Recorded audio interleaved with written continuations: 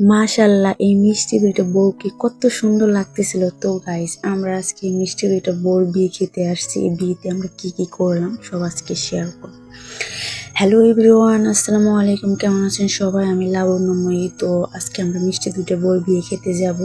তো আমি finally ready হয়ে নিছি, সেখানে যাব। তো তারপর আমরা বের হয়ে গেছি, যদিও আমাদের একটু লেট হয়ে গেছে, একটু না ভালো মতনই লেট হয়ে গেছে। কারণ আমাদের সকালে যাইতে বলছিল, বের হইতে হইতে আমাদের 1টা 1:30 বেজে গেছে। আমরা 1:30টার দিকে রওনা দিছি। তো তারপর আমরা ফাইনালি চলে গেলাম। তো যাওয়ার পরে দেখি মিষ্টি দুটো বউকে সাজিয়ে গুছিয়ে একদম দাঁড়া করানো আছে। ও আমার পিছনে দিয়ে ঘটক ছাতাও আছে, জাস্ট ওয়াও। তো ওদের সাজানোর ভিডিওটা আমি নিতে পারিনি, কারণ আমার লেট হয়ে গেছে, সকালে আসতে বলছিল। যাই হোক, তো তারপর গ্রামে এরকম ছোট ছোট অনুষ্ঠানে একটু বেশি মজা হয়। এমনি তো শহর অঞ্চলের সাথে গ্রামের আনন্দটা অন্যরকম, গ্রামের সৌন্দর্য, শান্তি সবকিছুই ডিফারেন্ট। তো তারপর দেখেন ওদের কি সুন্দর করে সাজানো হয়েছে। তো তারপর ওদের এখন গোসল করাতে নিয়ে যাবে, কারণ ওদের সকালে গোসল করা হয়নি। তো এখন ওদের গোসল করাতে নিয়ে যাবে। সবাই তো একদম আবির এবং রং দিয়ে মাখামাখি করে, কাদামাটি করে কি একটা অবস্থা করছে। এইগুলো কিন্তু অনেকটাই ভালো লাগে, কারণ এরকম আনন্দ শুধু গ্রাম অঞ্চলেই দেখা যায়। তো দেখেন এই ভাবির অবস্থাটা কি করছে, ভাবির দাঁতগুলাই দেখা যাচ্ছে, জাস্ট ওয়াও। তো তারপর আমার আরেকটা কথা মনে পড়ে গেল, ছোটবেলায় এরকম আমরা অনেক আনন্দ করতাম, অনেক মজা করতাম, কিন্তু এখন বড় হয়ে গেছে, এখন ওরকম আনন্দটা করা হয় না।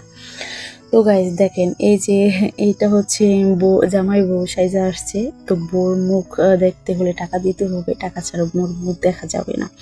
তো টাকা দিতে দিতে তো আজকে সে পুরাই মানিব্যাগ খালি করে ফেলবে। তো বউর মুখ দেখে তাকে 500 টাকা তাকে পুরস্কার দেওয়া হলো। তো তারপরে এর মধ্যে আমার প্রচুর পরিমাণে খিদে লেগে গেছিলো, তাও আমি খাইতে বসছি। আর ওই ভিডিওটা আমার নেওয়া হয়নি, কারণ আমার অনেক খিদে লাগছিল। তো তারপর এই দেখেন ওদের জন্য কি সুন্দর একটা ডালা সাজানো হয়েছে। তার পাশে একটা কেক অর্ডার দেওয়া হয়েছিল। আর এই পাশে আরেকটা ডালা, এটা গোলাপ ফুল দিয়ে আর গাঁদা ফুল দিয়ে সাজানো, মাঝখানে একটা ব্লেড, দেন সুই। তো ওদের আজকে নাক কান ফোড়ানো হবে। তো আমি বলছি, মজা করে বলছি যে আজকে ওদের হলদে পাখির বিয়ে খাবো। তো ওদের আজকে নাক কান ফোড়ানো হবে। ছোটবেলায় আমরা যখন ছোট ছিলাম তখন বলতাম যে আমাদের নাক কান ফুরিয়ে দাও, নাক কান ফুরিয়ে দাও, এরকম বলতাম। তো এখন বুঝি যে ছোটবেলায় এরকম মজা আমরাও করেছি। দেখেন গাইজ, বাড়িতে পুরাটাই ফাঁকা, কারণ সব মেহমান চলে গেছে। এখানে শুধু জাস্ট বাড়ি মানুষই আছে। তো দেখেন কি সুন্দর করে ডালাটা সাজানো হয়েছে।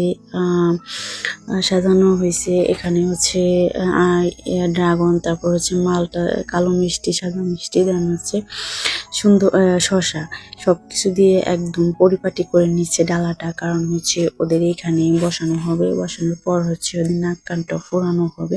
তো আগে সবকিছু রেডি করানো হচ্ছে। আর এই পিচ্চিগুলার জন্য আমি কোনোভাবে ভিডিও করতে পারছিলাম না।